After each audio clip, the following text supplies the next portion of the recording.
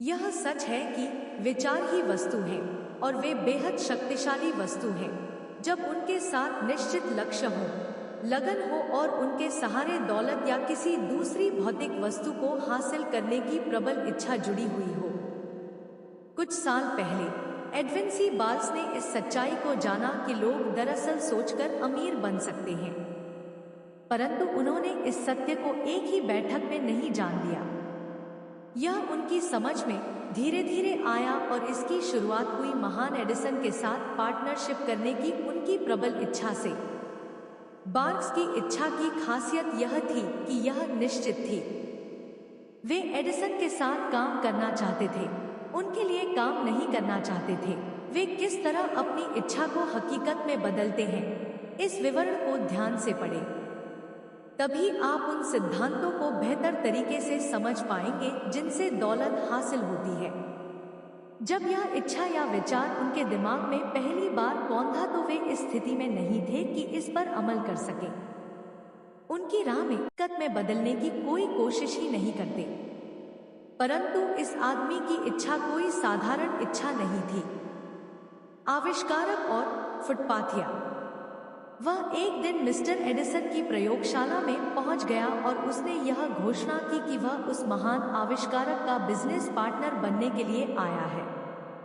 बाल्स और एडिसन के बीच हुई इस पहली मुलाकात के बारे में बोलते हुए वर्षों बाद एडिसन ने कहा, वह एक साधारण फुटपाथिये की तरह मेरे सामने खड़ा था, परंतु उसके चेहरे पर ऐसा कोई भाव था जिससे यह दिखता था कि वह जो पाना चाहता है उसने उसे हासिल करने का दृढ़ निश्चय कर रखा है। लोगों के साथ वर्षों के अनुभव से मैंने सीखा है कि जब कोई व्यक्ति किसी चीज को इतनी बुरी तरह पाना चाहता है कि वह उसे पाने के लिए अपना पूरा भविष्य जिंदगी के एक ही पांसे पर दांव पर लगा दे तो उस व्यक्ति की जीत तय है। मैंने उसे उसका मनचाहा अवसर इसलिए दिया क्योंकि मैं देख सकता था कि उसने यह तय कर लिया है कि वह तब तक जुटा रहेगा जब तक कि वह सफल न हो जाए। बाद की घटनाओं ने यह साबित कर दिया कि मैंने कोई गलती नहीं की। उस युवक के हुलिये से एडिसन प्रभावित नहीं हुए थे क्योंकि उसका हुलिया बहुत ही खराब था। फर्क उसकी सोच से पड़ा। वाल्स को पहली ही मुलाकात में एडिसन ने अपना पार्टनर नहीं बना लिया, परंतु उन्हें एडिसन के ऑफिस में बहुत कम तनख्वाह पर काम करने का अवसर मिला। महीने गुजरते गए। बाल्स ने अपने दिमाग में जो निश्चित महान लक्ष्य बनाया था, उस बहुमूल्य लक्ष्य तक पहुंचाने वाली कोई घटना नहीं हुई, परंतु बाल्स के मस्तिष्क में महत्वपूर्ण बदलाव हुए। वे अपनी इस इच्छा को लगातार और अधिक प्रबल करते जा रहे थे कि एक दिन वे एडिसन के बिजनेस पार्टनर बनकर दिखाएंगे। मनोवैज्ञानिक सही कहते हैं, जब कोई व्यक्ति किसी चीज के लिए सचमुच तैयार होता है तो वह चीज आ जाती है। बाल्स एडिसन का बिजनेस पार्टनर बनने के लिए तैयार थे। इससे भी बड़ी बात यह कि उन्होंने तब तक तैयार बने रहने का संकल्प कर लिया था जब तक कि उन्हें अपनी मनचाही चीज हासिल न हो जाए। उन्होंने खुद से यह नहीं कहा, अरे इससे क्या फायदा होगा, बेहतर यह होगा कि मैं अपना लक्ष्य बदल लूं और सेल्समैन का काम आजमा कर देखें। इसके बजाय उन्होंने कहा, मैं यहाँ एडिसन के साथ बिजनेस शुरू करने के लिए आया हूँ और मैं इस लक्ष्य को हासिल करके ही रहूंगा, चाहे मुझे इसमें अपनी सारी जिंदगी ही क्यों ना लगानी पड़े। वे पूरी तरह गंभीर थे। अगर लोग अपने लक्ष्य को निश्चित कर लें और एकाग्रता व संपूर्ण समर्पण से उसे प्राप्त करने में जुट जाए तो लोगों की किस्मत बदल सकती है। शायद युवा बाल्स को उस समय यह पता न हो, परंतु इकलौती इच्छा को प्राप्त करने की उनकी लगन और उनका दृढ़ संकल्प उन्हें सारी बाधाओं के पार ले गए और उन्हें वह अवसर मिल ही गया जिसकी उन्हें तलाश थी। अवसर के छद्म रूप। जब अवसर आया तो वह ऐसे रूप में आया और ऐसी दिशा से आया जिसकी बाल्स ने उम्मीद भी नहीं की थी। अवसर इंसानों के साथ अक्सर इस तरह की चालबाजी करता है। अवसर पिछले दरवाजे से चुपचाप घुस आता है और अक्सर यह दुर्भाग्य या अस्थायी पराजय के वेश में आता है। शायद इसीलिए बहुत सारे लोग अवसर को पहचान नहीं पाते। एडिसन ने एक नया ऑफिस यंत्र बनाया था जिसे उस वक्त एडिसन डिक्टेटिंग मशीन के नाम से जाना जाता था। उनके सेल्समैन उस मशीन को लेकर उत्साहित नहीं थे। उन्हें यह विश्वास नहीं था कि इसे आसानी से बेचा जा सकता था। बाल्स ने अपना अवसर देखा। यह अवसर चुपके से उनके जीवन में आया था, एक अजीब सी दिखने वाली मशीन में छुपकर, जिसमें बाल्स और उनके आविष्कारक को छोड़कर किसी तीसरे की कोई रुचि नहीं थी। बाल्स जानते थे कि वे एडिसन डिक्टेटिंग मशीन बेच सकते हैं। उन्होंने एडिसन को यह सुझाव दिया और उन्हें तत्काल अपना मौका मिल गया। उन्होंने मशीन बेची और इतनी सफलतापूर्वक बेची कि एडिसन ने उन्हें इस मशीन को पूरे देश में डिस्ट्रीब्यूट करने और मार्केटिंग का कॉन्ट्रैक्ट दे दिया। इस बिजनेस सहयोग से बाल्स ने ढेर सारा पैसा कमाया, परंतु उन्होंने इससे भी बड़ा काम कर दिखाया। उन्होंने यह साबित कर दिया कि इंसान सोचकर अमीर बन सकता है। बाल्स की मौलिक इच्छा का आर्थिक मूल्य उनके लिए क्या था, यह तो मैं नहीं जानता। शायद इसकी वजह से उन्हें 20 या 30 लाख डॉलर मिले होंगे, परंतु रकम महत्वपूर्ण नहीं है। महत्वपूर्ण तो यह जानना है कि सिद्धांतों के सहारे इंसान अपने विचारों को भौतिक पुरस्कारों में बदल सकता है। वाल्स ने महान एडिसन के साथ पार्टनरशिप की बात दिल से सोची। यह सोच कर वे दौलतमंद बन गए। उनके पास शुरुआत में कुछ भी नहीं था। उस वक्त तो वे इतना ही जानते थे कि वे क्या चाहते थे और उनमें अपनी मनचाही चीज हासिल होने तक डटे रहने का संकल्प था। सोने से 3 फुट दूर। असफलता का एक आम कारण यह है कि लोग अस्थायी पराजय के बाद मैदान छोड़ देते हैं। हर व्यक्ति कभी न कभी यह गलती जरूर। आर.यू. डाबरबी के एक अंकल गोल्ड रश के दौर में स्वर्ण की खोज करता है। विचार ही वस्तु है के अभियान में जुट गए। वे खुदाई करने और अमीर बनने के लिए पश्चिम दिशा में गए। वे नहीं जानते थे कि धरती के नीचे जितना सोना छुपा है, उससे कहीं ज्यादा सोना इंसानों के विचारों में छुपा है। वे तो कुदाल फावड़ा लेकर जमीन के एक टुकड़े पर खुदाई करने में जुट गए। कई सप्ताह की मेहनत के बाद उन्हें चमकते हुए स्वर्ण की झलक दिखाई दी, परंतु उस सोने को सतह तक लाने के लिए मशीनों की जरूरत थी। चुपचाप उन्होंने खदान का मुंह बैंक दिया और मैरीलैंड के विलियम्सबर्ग के अपने घर लौट आए। उन्होंने अपने रिश्तेदारों और कुछ दोस्तों को सोने की खुदाई में सफलता के बारे में बताया। उन्होंने मिलकर मशीनों को खरीदने के लिए आवश्यक धन जुटाया। अंकल और डार्बी खदान पर काम शुरू करने के लिए वापस लौटे। कच्ची धातु की पहली खेप को स्मेल्टर तक पहुंचाया गया। वहां यह पता चला कि उनकी खदान कोलोराडो की सबसे बढ़िया खदान थी। कच्ची धातु की कुछ खेपों में ही उनके सारे कर्जे उतर जाते। फिर भारी मुनाफे की बारी आती। खुदाई करने वाली मशीनें नीचे जा रही थी। डार्बी और अंकल की आशाएं आसमान छू रही थी। तभी अचानक कुछ हुआ। सोने की झलक गायब हो गई। वे इंद्रधनुष के आखिरी सिरे पर आ गए थे और स्वर्ण पात्र अब वहां नहीं था। वे खोदते रहे, इस आशा में कि एक बार फिर सोने की झलक दिख जाए, परंतु उनकी मेहनत बेकार गई। आखिरकार उन्होंने मैदान छोड़ने का फैसला किया। उन्होंने एक कबाड़ी को मशीनें कौड़ियों के मोल बेच दी और ट्रेन पकड़कर वापस घर लौट आए। कबाड़ी ने एक माइनिंग इंजीनियर को बुलवाकर खदान का इंस्पेक्शन करवाया। इंजीनियर ने सलाह दी कि यह प्रोजेक्ट इसलिए असफल हुआ क्योंकि इसके मालिक यह नहीं जानते थे कि बीच में फॉल्ट लाइन आती है। उसके विश्लेषण के अनुसार सोने की झलक उस स्थान से मात्र 3 फुट नीचे थी जहां डाबी ने खुदाई बंद की थी, और इंजीनियर का अनुमान सच साबित हुआ। कबाड़ी को खदान से लाखों करोड़ों डॉलर का सोना मिला, सिर्फ इसलिए क्योंकि वह जानता था कि हार मानने से पहले विशेषज्ञ की सलाह लेना उचित होता है। लोगों के ना कहने के कारण मैं कभी नहीं रुकूंगा। बाद में मिस्टर डार्बी ने अपने इस नुकसान की कई गुना भरपाई कर ली जब उन्होंने यह खोज लिया कि इच्छा को सोने में बदला जा सकता है। यह खोज उन्होंने तब की जब वे जीवन बीमा बेचने के बिजनेस में आए। उन्हें याद था कि उन्होंने सोने से 3 फुट दूर ही हार मान ली थी।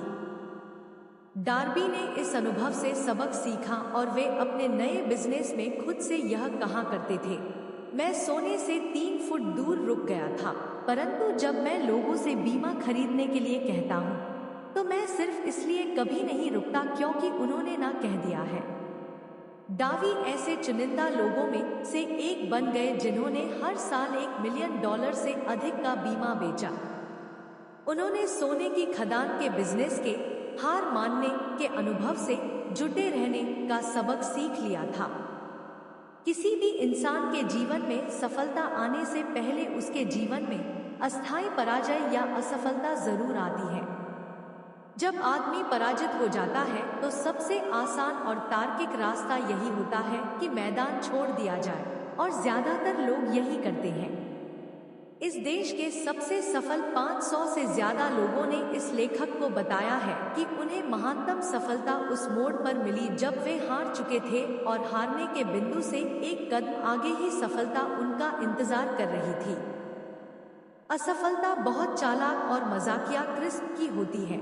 इसे लोगों को तब गिराने में मजा आता है जब सफलता उनके बहुत करीब होती है। मिस्टर डार्बी को सोने की खुदाई के अनुभव से असफलता की यूनिवर्सिटी से डिग्री मिली। उसके कुछ समय बाद ही उन्हें एक और अनुभव हुआ जिससे उन्हें यह सीख मिली कि ना का मतलब हमेशा ना नहीं होता। एक दोपहर को वे पुरानी मिल में गेहूं साफ करने में अपने अंकल की मदद कर रहे थे। अंकल के बड़े फार्म पर बहुत से अश्वेत किसान रहा करते थे जो फसल वटाई पर ले लेते थे। धीमे से दरवाजा खुला और किराएदार की छोटी सी अश्वेत लड़की अंदर आई और दरवाजे से टिककर खड़ी हो गई। अंकल ने उसकी तरफ देखा और चिल्लाकर पूछा, तुम्हें क्या चाहिए? विनम्रता से बच्ची ने जवाब दिया, मेरी मम्मी ने कहा है कि आप उन्हें 50 सेंट भिजवा दें। मैं नहीं भेजूंगा, अंकल ने जवाब दिया। अब तुम घर की तरफ दौड़ लगा दो। यस सर, बच्ची ने जवाब दिया, परंतु वह जरा भी नहीं हिली। अंकल अपने काम में जुट गए और वे इतने व्यस्त थे कि उन्होंने इस तरफ ध्यान नहीं दिया कि बच्ची अभी गई नहीं है।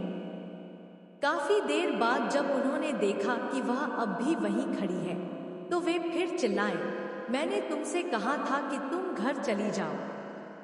अब जाओ या फिर मैं तुम्हारी पिटाई कर दूं। छोटी बच्ची ने कहा, यस सर, परंतु वह जरा भी नहीं हिली। अंकल ने उस गेहूं के बोरे को वहीं पटक दिया जिसे वे उठाकर थ्रेशर में डालने वाले थे और एक डंडा उठाकर वे बच्ची की तरफ आगे बढ़े। उनके हाव भाव से लग रहा था कि आज वे बच्ची को सबक सिखाकर ही रहेंगे। डार्बी की सांसें थम गई। उसे विश्वास था कि अंकल अब हमला करने ही वाले हैं। वह जानता था कि अंकल का गुस्सा बहुत तेज था। जब अंकल बच्ची के पास पहुंचे तो बच्ची एक कदम आगे बढ़ी और वह उनकी आंखों में आंखें डालकर तेज आवाज में चीखी, मेरी मम्मी को 50 सेंट चाहिए ही चाहिए। अंकल रुक गए। उन्होंने उसकी तरफ 1 मिनट देखा, फिर धीरे से डंडे को फर्श पर रख दिया, अपनी जेब में हाथ डाला, आधा डॉलर निकाला और बच्ची को दे दिया। बच्ची ने पैसे ले लिए और दरवाजे की तरफ पीछे की ओर बढ़ने लगी, परंतु उसने अपनी आंखें उस आदमी पर से नहीं हटाई जिसे उसने अभी हराया था। जब वह चली गई तो अंकल एक बक्से पर बैठ गए और 10 मिनट तक खिड़की के बाहर झांकते हुए कुछ सोचते रहे। वे सोच रहे थे कि एक छोटी सी बच्ची की लगन ने उन्हें किस तरह हरा दिया था। मिस्टर डार्बी के मन में भी चिंतन चल रहा था। उनके अनुभव में यह पहली बार था जब उन्होंने किसी अश्वेत बच्ची को किसी वयस्क श्वेत आदमी पर भारी पड़ते देखा था। उसने ऐसा किस तरह किया? उनके अंकल को क्या हो गया था जो उनका गुस्सा काफूर हो गया और वे एक भेड़ की तरह आज्ञाकारी बन गए? इस बच्ची में वह कौन सी शक्ति थी जिसके कारण उसे सफलता मिली? डार्वी के मन में इसी तरह के बहुत से सवाल कौंध रहे थे, परंतु उन्हें इन सवालों के जवाब बरसों तक नहीं मिले। और एक दिन उन्होंने मुझे यह कहानी सुनाई।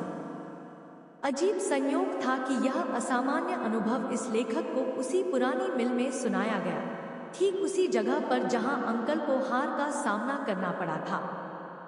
बच्ची की अद्भुत शक्ति। जब हम उस पुरानी मिल में खड़े थे तो मिस्टर डार्बी ने इस असामान्य सफलता की कहानी को दोहराया और अंत में यह सवाल पूछा, आपको क्या लगता है इस बच्ची में वह कौन सी अद्भुत शक्ति थी जिसके कारण उसने अंकल को हरा दिया? इस सवाल का जवाब इस पुस्तक में दिए गए सिद्धांतों में मिल जाएगा। जवाब पूरी तरह से दिया गया है और इससे आप संतुष्ट होंगे। इसमें वह सारी जानकारी और निर्देश हैं जिनकी मदद से कोई भी आदमी उसी अद्भुत शक्ति का प्रयोग कर सकता है जिसका प्रयोग उस बच्ची ने संयोगवश कर लिया था। अपने दिमाग को चौकन्ना रखें और आप देख पाएंगे कि किस अद्भुत शक्ति ने उस बच्ची की मदद की। आप अगले अध्याय में इस शक्ति की एक झलक देख सकेंगे। इस पुस्तक में कहीं पर आपको एक ऐसा विचार मिल जाएगा जिससे आपकी ग्रहणशील शक्तियां पैनी हो जाएंगी और आप भी अपने लाभ के लिए उस अचूक शक्ति का उपयोग कर सकेंगे। इस शक्ति का एहसास आपको पहले अध्याय में भी हो सकता है या फिर यह आगे के किसी अध्याय में आपके दिमाग में कौंध सकता है। यह एक विचार के रूप में आ सकता है या यह किसी योजना या लक्ष्य के रूप में भी आ सकता है। यह आपको अतीत की ओर ले जा सकता है, असफलता या हार के पुराने अनुभवों की ओर, और उनसे कोई ऐसा सबक निकाल सकता है जिसके द्वारा आपने जितना खोया है आप उससे ज्यादा हासिल कर सकें। जब मैंने मिस्टर डार्बी को बताया कि वह छोटी सी अश्वेत बच्ची किस अद्भुत शक्ति का प्रयोग कर रही थी, तो उन्होंने 30 साल के अपने जीवन बीमा सेल्समैन के कार्य का विश्लेषण करते हुए यह तत्काल स्वीकार किया कि इस क्षेत्र में उनकी सफलता का एक बहुत बड़ा कारण उस बच्ची से सीखा गया सबक था। मिस्टर डार्बी ने बताया, हर बार जब भी संभावित ग्राहक मुझे टरकाना चाहता था और मुझसे सामान खरीदने से मना कर देता था, तो मुझे उसी पुरानी मिल में खड़ी वह बच्ची याद आ जाती थी जिसकी बड़ी बड़ी आंखों में अवज्ञा साफ दिख रही थी। यह याद करते ही मैं खुद से कहता था, मुझे यह सेल अवश्य करनी चाहिए। मेरी ज्यादातर सेल तभी हुई है जब शुरुआत में ही लोगों ने ना कहा है। उन्हें अपनी वह गलती भी याद थी जब वे सोने से सिर्फ 3 कदम के फासले पर रुक गए थे और उन्होंने मैदान छोड़ दिया था और हार मान ली थी। परंतु उन्होंने कहा, यह अनुभव अभिशाप के बजाय मेरे लिए वरदान साबित हुआ। इसने मुझे सिखाया कि किस तरह जुटे रहा जाए, चाहे परिस्थितियां कितनी ही कठिन क्यों न हो। किसी भी क्षेत्र में सफलता हासिल करने से पहले मुझे यह सबक सीखने की जरूरत थी। मिस्टर डार्बी और उनके अंकल की सोने की खुदाई, बच्ची और अंकल की मुठभेड़ की कहानियां बेशक सैकड़ों जीवन बीमा एजेंटों द्वारा पढ़ी जाएंगी, और इन सभी को लेखक यह बता देना चाहता है कि इन दोनों अनुभवों से सबक सीखकर ही डार्बी हर साल $10 लाख से ज्यादा का जीवन बीमा बेच पाए। मिस्टर डार्बी के अनुभव साधारण थे और रोजमर्रा के जीवन में ऐसी बातें अक्सर होती रहती हैं, परंतु इन्हीं के कारण उनकी तकदीर बदल गई। इसलिए यह अनुभव उनके लिए जीवन के अनमोल उपहार साबित हुए। उन्होंने इन दोनों नाटकीय अनुभवों का लाभ लिया क्योंकि उन्होंने इनका विश्लेषण किया और उनसे सबक सीखा। परंतु उस आदमी का क्या होगा जिसके पास असफलता के विश्लेषण का न तो समय है न ही इच्छा है? ऐसे आदमी को वह ज्ञान कहां से मिलेगा जो उसे सफलता के रास्ते पर ले जा सकता है? वह आदमी कहां और कैसे हार को अवसर की सीढ़ी में बदलने की कला सीखेगा? इन्हीं सवालों के जवाब देने के लिए यह पुस्तक लिखी गई है। आपको सिर्फ एक दमदार विचार की जरूरत है। जवाब में 13 सिद्धांतों का वर्णन है, परंतु इसे पढ़ते समय यह याद रखें, जिन सवालों के जवाब आप खोज रहे हैं वे आपको अपने ही मस्तिष्क में मिल सकते हैं। यह पुस्तक पढ़ते समय आपके दिमाग में कोई विचार, योजना या लक्ष्य अचानक कौन सकता है। सफलता हासिल करने के लिए इंसान को दमदार विचार की ही जरूरत होती है। इस वीडियो में दिए गए सिद्धांत ऐसे तरीके और नुस्खे बताते हैं जिनके प्रयोग से उपयोगी विचार उत्पन्न हो सकते हैं। इन सिद्धांतों के वर्णन से पहले आपको यह महत्वपूर्ण सुझाव दे दिया जाना चाहिए। जब दौलत आती है तो इतनी तेजी से आती है और इतनी ज्यादा आती है कि आदमी हैरान हो जाता है कि गरीबी के इतने सालों में वह कहाँ छुपी हुई थी। यह वाक्य हैरान करने वाला है। यही नहीं, यह उस लोकप्रिय विश्वास के विरुद्ध भी है जिसका मानना है कि दौलत सिर्फ उन्हीं लोगों को मिलती है जो कड़ी मेहनत करते हैं और लंबे समय तक करते हैं। जब आप सोचकर अमीर बनने की शुरुआत करेंगे तो आप देखेंगे कि दौलत मानसिक अवस्था से, लक्ष्य की निश्चितता से शुरू होती है, चाहे उसमें कड़ी मेहनत हो या न हो। आप ही की तरह के हर व्यक्ति को यह जानने में रुचि लेनी चाहिए कि उस मानसिक अवस्था को कैसे हासिल किया जाए जिससे दौलत को आकर्षित किया जा सके। मैंने 25 साल रिसर्च करने में लगाए क्योंकि मैं भी यह जानना चाहता था कि अमीर लोग किस तरह अमीर बनते हैं। बहुत गौर से देखें। जैसे ही आप इस फिलॉसफी के सिद्धांतों को अपना लेंगे और इन सिद्धांतों पर अमल करने के निर्देशों का पालन करने लगेंगे, आपकी आर्थिक स्थिति सुधरने लगेगी और आप जिस भी चीज को छुएंगे वह आपके लिए फायदेमंद साबित होने लगेगी। असंभव? बिल्कुल नहीं। मानव जाति की एक खास कमजोरी यह है कि औसत आदमी असंभव शब्द का प्रयोग बहुत करता है। वह ऐसे सारे काम जानता है जो असंभव है। वह ऐसी सारी चीजें जानता है जिन्हें नहीं किया जा सकता। यह वीडियो ऐसे लोगों के लिए बनाई गई है जो ऐसे नियम जानना चाहते हैं जिन्होंने दूसरे लोगों को सफल बनाया है पर चलने के लिए अपना सब कुछ दांव पर लगाने के इच्छुक हैं। सफलता उन्हीं को मिलती है जो सफलता के बारे में जागरूक होते हैं। असफलता उन्हीं को मिलती है जो असफलता के बारे में जागरूक होते हैं। इस पुस्तक का लक्ष्य है उन सभी लोगों की मदद करना जो अपने मस्तिष्क को असफलता की जागरूकता से निकालकर सफलता की जागरूकता की ओर ले जाना चाहते हैं। ज्यादातर लोगों में एक और कमजोरी होती है। उनकी आदत होती है कि वे अपने विश्वासों और अनुभवों के पैमाने से हर वस्तु और व्यक्ति को नापते हैं। इसे पढ़ने वाले कई लोग तो यह विश्वास कर रहे होंगे कि वे सिर्फ सोचकर अमीर नहीं बन सकते, क्योंकि उनके चिंतन की आदतें गरीबी, कमियों, दुख, असफलता और हार के दलदल में फंसी हुई है। यह दुर्भाग्यशाली लोग मुझे उस प्रसिद्ध चीनी व्यक्ति की याद दिलाते हैं जो अमेरिकी तौर तरीके सीखने के लिए अमेरिका आया था। वह यूनिवर्सिटी ऑफ शिकागो में पढ़ने लगा।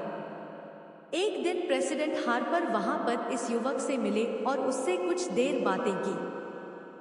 उन्होंने उससे पूछा कि उसने अमेरिकी लोगों में सबसे प्रमुख बात क्या देखी। उस युवक ने जवाब दिया, आप सबकी आंखें तिरछी हैं। अमेरिकी लोगों की यही बात मुझे सबसे खास लगी कि आप सबकी आंखें तिरछी हैं। और हम लोग चीन के लोगों के बारे में क्या कहते हैं? जिस चीज को हम नहीं समझ पाते, हम उस पर विश्वास करने से इनकार कर देते हैं। हम मूर्खतापूर्वक यह विश्वास करते हैं कि हमारी सीमाएं ही सीमाओं का सही पैमाना है। निश्चित रूप से सामने वाले की आंखें आपको तिरछी लगेंगी क्योंकि वे आपके जैसी नहीं है।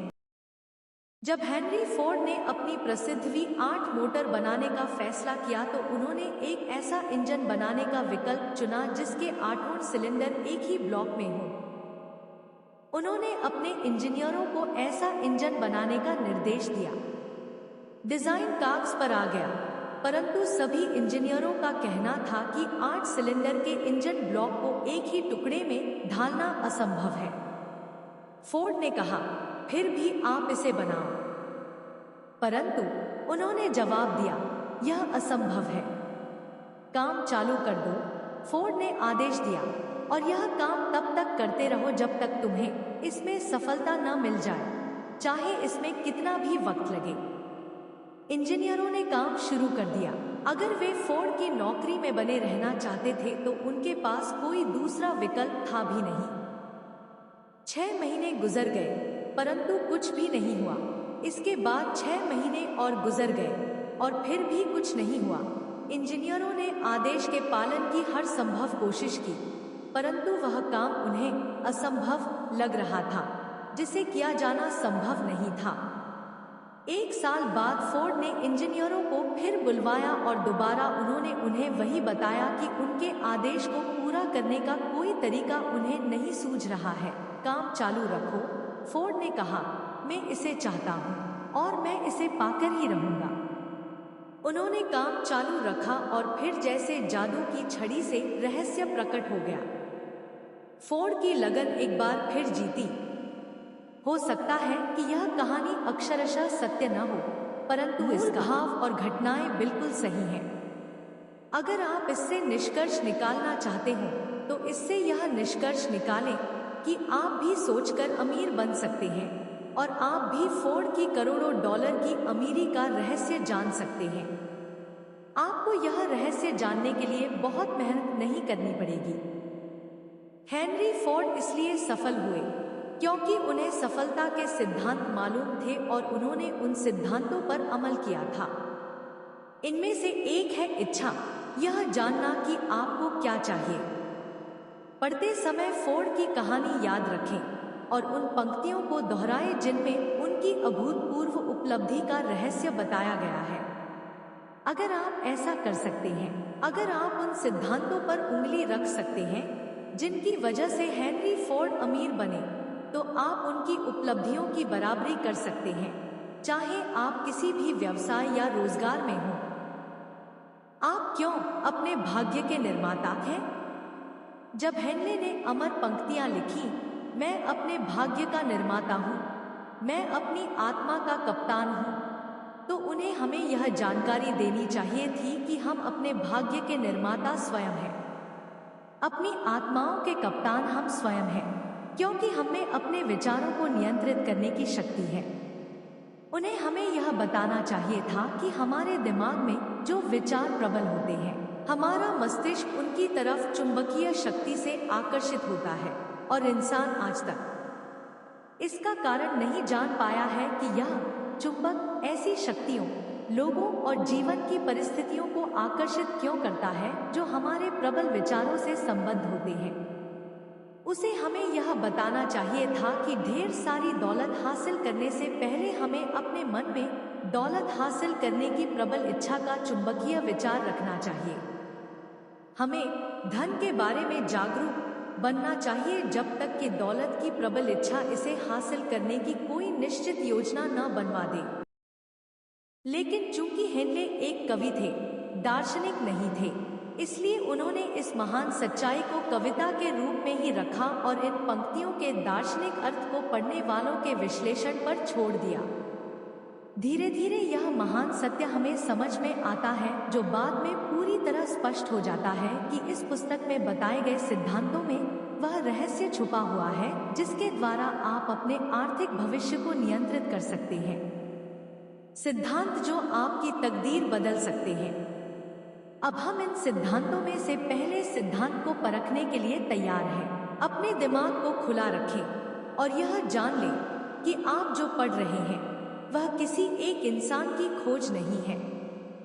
ये सिद्धांत कई लोगों के लिए काम कर चुके हैं। आप भी अपने लाभ के लिए उनका इस्तेमाल कर सकते हैं। आपको यह करना आसान लगेगा, कठिन नहीं। कई साल पहले मैंने वेस्ट वर्जीनिया के सालेम कॉलेज में एक भाषण दिया था। अगले अध्याय में दिए गए सिद्धांत के बारे में मैं इतनी प्रबलता से बोला कि श्रोताओं में से एक ने इसे अपनी फिलॉसफी का हिस्सा बना लिया। वह युवक संसद सदस्य बन गया और फ्रैंकलिन डी रूजवेल्ट सरकार में एक महत्वपूर्ण पद पर पहुंचा। उसने मुझे एक पत्र लिखा जिसमें उसने स्पष्ट रूप से उल्लेख किया कि अगले अध्याय में बताए जाने वाले सिद्धांत के बारे में उसके विचार क्या हैं। इसी वजह से मैं उसके पत्र को प्रकाशित कर रहा हूँ ताकि यह अगले अध्याय की भूमिका का कार्य करे। यह आपको आने वाले पुरस्कारों की एक झलक देता है। प्रिय नेपोलियन, संसद सदस्य के रूप में सेवा करते हुए मैं लोगों की समस्याओं को गहराई से समझ पाया हूँ।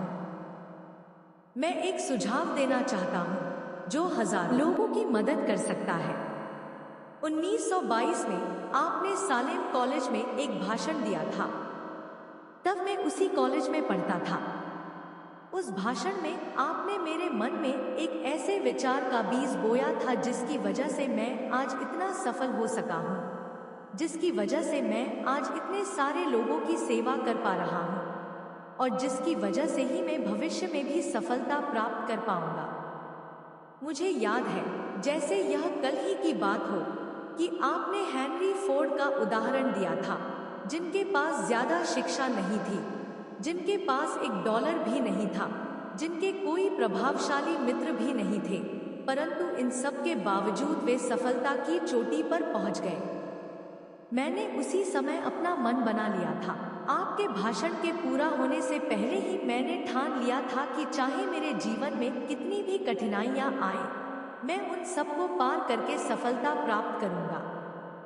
हजारों युवा इस साल और आगे आने वाले कुछ सालों में कॉलेज की पढ़ाई पूरी करके निकलेंगे।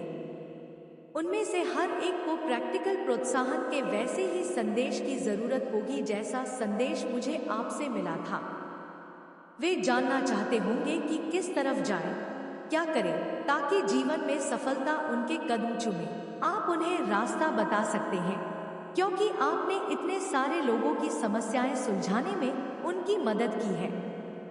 आज अमेरिका में ऐसे हजारों लोग हैं जो यह जानना चाहेंगे कि विचारों को दौलत में किस तरह बदला जा सकता है, गरीबी के दलदल से बाहर निकलकर अमीरी के गलीचे तक कैसे पहुंचा जा सकता है। अगर उनकी कोई मदद कर सकता है तो वह आप हैं। अगर आप यह पुस्तक प्रकाशित करें तो मैं इसकी पहली प्रति खरीदना चाहूंगा जिस पर आपका ऑटोग्राफ हो। शुभकामनाओं सहित, आपका जेनिंग्स रैंडोल्फ। विचार ही वस्तु है। वह भाषण देने के 35 साल बाद में एक बार फिर 1957 में सालेम कॉलेज गया और वहां मैंने अपना भाषण एक बार फिर दिया। उस समय मुझे सालेम कॉलेज से डी.लिट. की मानद उपाधि भी मिली। 1922 से आज तक मैंने जेनिंग्स रैंडोल्फ को लगातार आगे बढ़ते देखा है, देश के प्रमुख एयरलाइंस एग्जीक्यूटिव्स में से एक, वेस्ट वर्जीनिया से अमेरिकी सीनेटर और महान प्रेरणादायक वक्ता।